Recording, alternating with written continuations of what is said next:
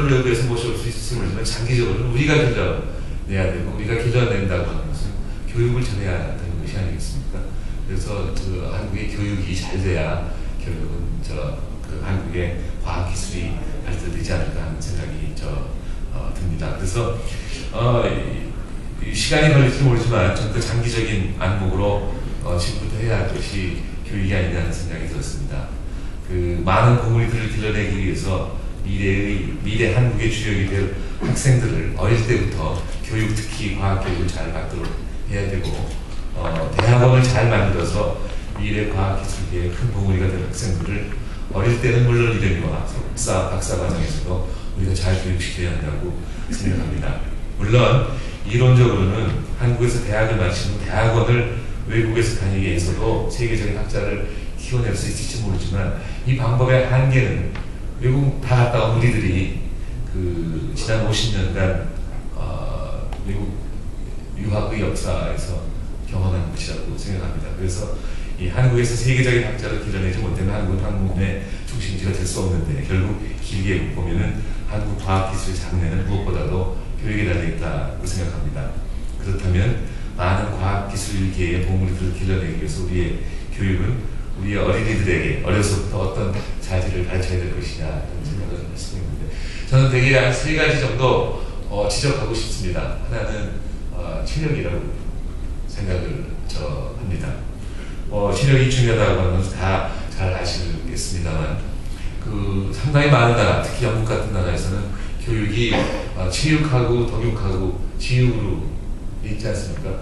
먼저 체력을 기르고 그 다음에 덕을 기르고 여유가 있으면 공부 가르치라고 하는 것 같은데 우리는 지덕체라고 해놓고 지는 필요한 걸 가르치는지 아닌지 모르지만 지는 잘 하려고 노력하는데 덕에도 관심이 없고 덕육에도 관심이 많지 않고 치육에는 더욱더 관심이 없지 않나 생각이 듭니다.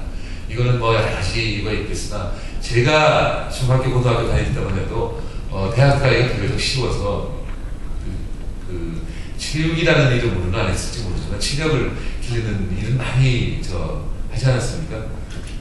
매주 놀았습니다. 저는 고등학교 때 입주 가정교사가 있기 때문에 그 집에 눈치를 봐가면서 주말에 많이 놀았습니다. 그래서 주말에는 운동해야 된다고 제가 같은 학생하고 북한산, 도봉산을 아마 3주일에 2번 정도는 갔다고 기억이 드는데 그게 오늘날 제가 아무런 운동을 안 하고서도 그냥 이날만 버티는 것이 그때 잘 놀았기 때문에 그런 게 아닌가 하는 생각이 드는데 어린 학생들이 좀 놀 기회를 만들어줘야 되지 않냐 생각을 합니다. 그래서 예를 좀 말씀을 드리기 전에는 제가 이튼 칼리지를 한번 가봤습니다. 20여 년 전인데 이때쯤 갔죠. 2월 중순 하순 때 됐었는데 이튼 칼리지의 운동장에서 어린 학생들이 반팔에 반바지 입고서는 그 진흙바닥에서 레슬링을 하는 걸 봤습니다. 그래서 제가 거기 교사처럼 생긴 분 보고 이 어린애들한테 이렇게 해도 되냐 그랬더니 그 말씀이 뭐냐 그러면은 그 훌륭한 리더십은 강인한 체력에서 나오는 것이다. 19세기에는 이튼 출신들이 영국의 수상이 됐기 때문에 영국이 세계의 1등 국가였었는데 20세기 들어와서 무슨 이유인지 이튼 출신들이 수상이 안 되더니 1등 국가가 미국으로 넘어갔다 이런 농담인지 진담인지 잘 모르겠습니다. 얘기를 들은 적도 있습니다. 하여간 제가 보기에는 장기적인 의미에서 어린이들한테 체육을 가르쳐야 되고 이 체육을 이렇게 강조하는 영국이 제가 보기엔 R&D에서 D는 좀 약할지 모르지만 R 부분에서 리서치 부분에서 가장 강한 걸 보면은 체육과 리서치 간에 무슨 관계가 있는지 모르겠습니다만 체육을 강조해서 크게 손해볼 건 없지 않나는 생각이 들고 이것이 필요하다고 생각합니다. 둘째로는 이제 그 중요한 자질은 창의력이라고 생각합니다. 새로운 질문을 던지고 새롭게 생각하는 능력이 창의력이 아니겠습니까? 창의력이 이제 생기려면 문제를 던진다 하는 것은 질문을 던진다고 하는 것은 결국 굉장히 중요한 건데 우리 한국인들은 질문을 잘 안 던진다고 그러지 않습니까? 유대인들은 학교 갔다 오는 자녀들한테 오늘 학교에서 질문 몇 개 했냐 이렇게 물어보는데 반해서 한국 사람들은 학교 갔다 온 자녀들한테 오늘 몇 점 받았냐, 몇 등 했냐 이렇게 하는데, 이게 우리 생활의 습성이 돼갖고 저도 미국 가서 대학원 다닐 때 질문을 한 번도 안 했습니다.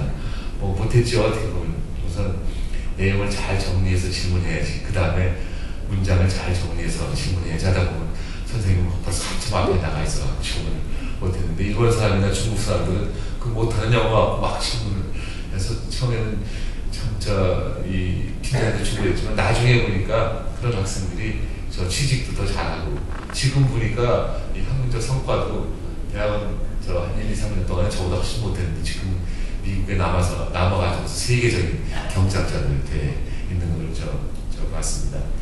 하여튼 그 질문을 잘해야 되는데, 질문은 어디서 오냐면 호기심에서 오는 것 아니겠습니까?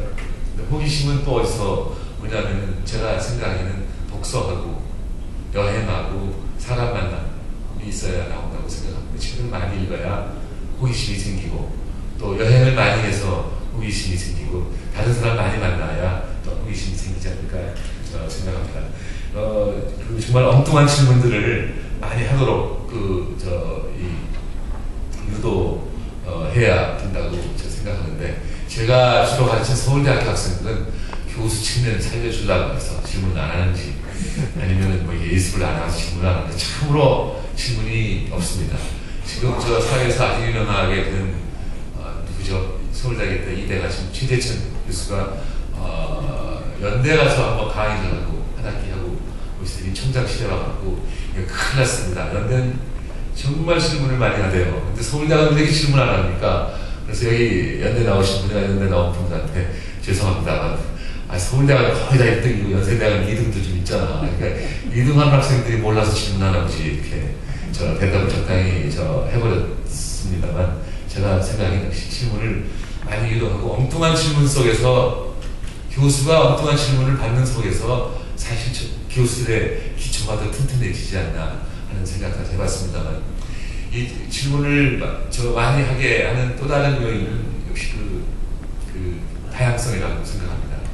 이 다양성이라고 하면서 아까 제가 말씀드린 독서나 사람 만남이나 여행 같은 것도 사람을 다양한 사고를 하게 해주는 것입니다만, 어떤 조직을 다양하게 해야 된다고 생각합니다. 제가 서울대학교 있을 때 지역균형 선발제를 채택한 건 그 이유였습니다. 이제 사회에서는 제가 지역균형 선발제를 채택했다 해서 경제학자로서 효율에도 관심이 많겠지만 형평에 굉장히 관심이 많은 사람이라고 막 지켜 올려준 경우도 있었는데, 사실은 그 형평보다는 다양성 때문에 그런 것입니다. 지금 그 제도가 생기기 전에 서울대학에 한 학생이라도 보낸 고등학교 수가 700이 안 됐는데 이제 1000이 넘었습니다. 그거는 제가 보기에는 서울대학의 다양성에 크게 다양성 제고에 크게 기여했다는 것이라고 좀 해석하고 싶고, 그 학생들이 와서 또 공부도 잘해서 아주 좋습니다만, 그 당시 그것도 굉장히 중요하고, 그 다음에